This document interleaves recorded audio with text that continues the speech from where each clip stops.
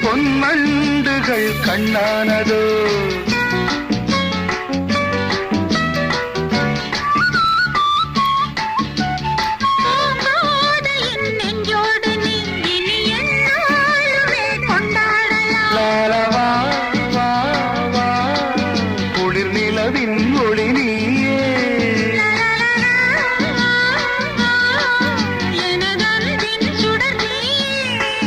சுகம் நூறாக வேண்டும்